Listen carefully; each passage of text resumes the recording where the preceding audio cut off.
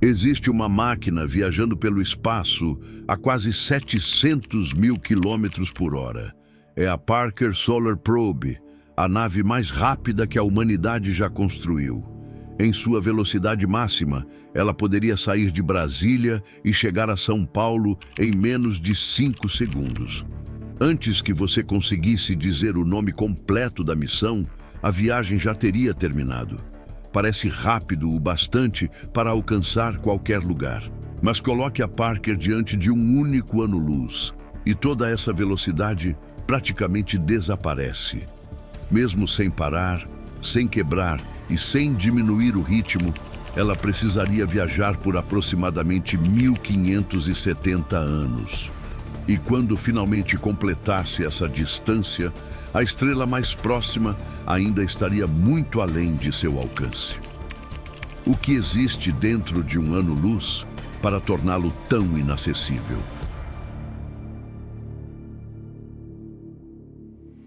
Para entendermos, precisamos abandonar por alguns minutos a escala das coisas que conhecemos. Na Terra, medimos uma viagem em quilômetros e horas.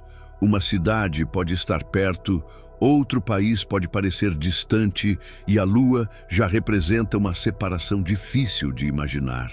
No espaço, essas referências deixam de funcionar. O próprio nome ano-luz costuma provocar confusão. Apesar de conter a palavra ano, ele não indica uma duração. Ano-luz é a distância percorrida pela luz durante um ano inteiro. E a luz não viaja como qualquer objeto que conhecemos. Em apenas um segundo, ela percorre quase 300 mil quilômetros. É o bastante para dar mais de 7 voltas ao redor da Terra. Um feixe luminoso deixa a Lua e chega até nós em pouco mais de um segundo. A luz do Sol demora aproximadamente 8 minutos e 20 segundos para iluminar a Terra. Poucas horas depois, ela já atravessou a região onde estão os planetas mais distantes. Agora imagine que esse avanço continue durante cada minuto, cada dia e cada mês de um ano. Ao final, a luz terá vencido cerca de 9,46 trilhões de quilômetros. Esse número pode ser escrito em uma única linha. O problema é que nossa mente não possui uma experiência capaz de transformá-lo em algo real. Por isso, em vez de tentar enxergar toda a distância de uma vez, vamos acompanhar um mensageiro que já está seguindo nessa direção há quase meio século. A Voyager 1 deixou a Terra em 1977. Desde então, ela passou por Júpiter, encontrou Saturno e continuou avançando para uma região onde a influência do vento solar já ficou para trás. No dia 18 de novembro de 2026, sua distância em relação à Terra será de aproximadamente 25 bilhões e 900 milhões de quilômetros. Pela primeira vez, uma criação humana estará separada de nós por um dia-luz. Isso quer dizer que qualquer sinal enviado pela Voyager precisará de 24 horas para chegar até a Terra. Mas observe a diferença entre as duas escalas. A luz cobre esse caminho em um dia. A Voyager precisou de 49 anos. E um ano-luz não contém um dia-luz. Contém aproximadamente 365. Se a viagem completa fosse representada por uma longa estrada dividida em 365 marcos, a Voyager estaria chegando agora ao primeiro deles. O segundo só apareceria depois de várias outras décadas. O 100º estaria reservado a um futuro que não conseguimos reconhecer. E o último seria alcançado cerca de 17.700 anos após a partida. Para comparar, toda a história escrita da humanidade ocupa apenas uma parte desse intervalo. Uma missão tripulada com essa duração não levaria passageiros. Levaria uma civilização inteira. A nave precisaria produzir alimento, reciclar água, renovar o ar, gerar energia e reparar suas próprias estruturas sem qualquer ajuda externa. Pessoas nasceriam ali sem jamais conhecer o cheiro de uma floresta o barulho da chuva ou a sensação de pisar em um mundo aberto. A Terra seria uma memória herdada, não um lugar para onde elas pudessem voltar. E o mais estranho é que essa viagem não pareceria rápida. O cinema nos acostumou a ver estrelas se transformando em riscos e mundos surgindo a todo instante diante das janelas. Uma travessia real seria marcada justamente pelo contrário, quase nada mudaria.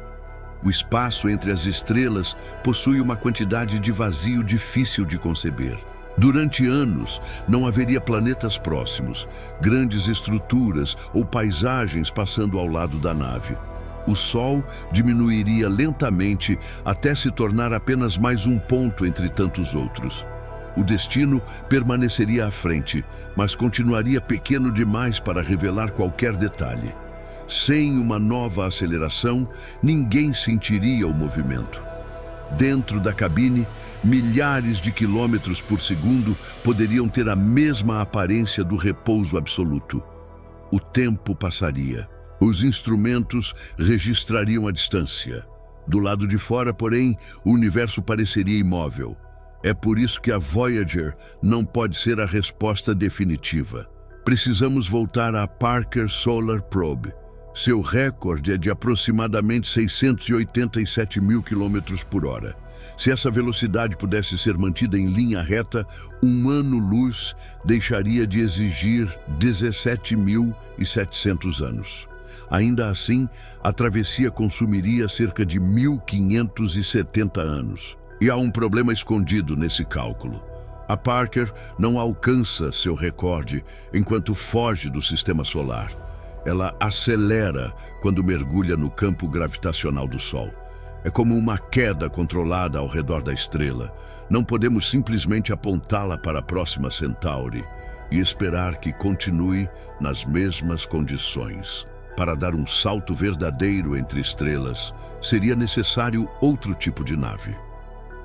O projeto Breakthrough Starshot apresenta uma das ideias mais promissoras: enviar pequenos equipamentos presos a velas finíssimas e impulsioná-los com lasers extremamente poderosos.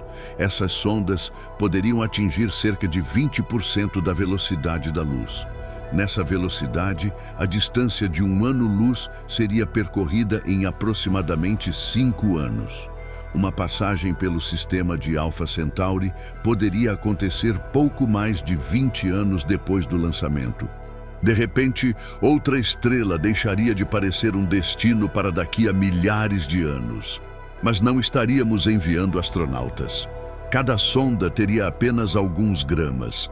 Seria mais próxima de um pequeno chip voador do que de uma nave como aquelas que vemos na ficção. Esse detalhe muda tudo. Uma pessoa precisa de espaço, oxigênio, água, alimento e proteção. Uma tripulação precisa de equipamentos redundantes, sistemas médicos e peças para reparos. Uma comunidade capaz de sobreviver por gerações exige uma estrutura ainda maior. Quanto mais massa acrescentamos, mais energia é necessária para acelerar. E mesmo que um dia consigamos atingir a velocidade desejada, teremos resolvido apenas a partida. Uma sonda minúscula pode atravessar Alpha Centauri, registrar dados durante poucos instantes e seguir para sempre. Uma nave tripulada precisaria chegar devagar o bastante para permanecer no sistema. Isso significa eliminar uma velocidade conquistada com enorme dificuldade. Frear uma nave interestelar pode ser tão complexo quanto lançá-la. O próprio caminho também tentaria destruí-la. O espaço não é totalmente vazio. Existem átomos dispersos e pequenos grãos de poeira entre as estrelas. Em velocidades comuns, eles parecem irrelevantes.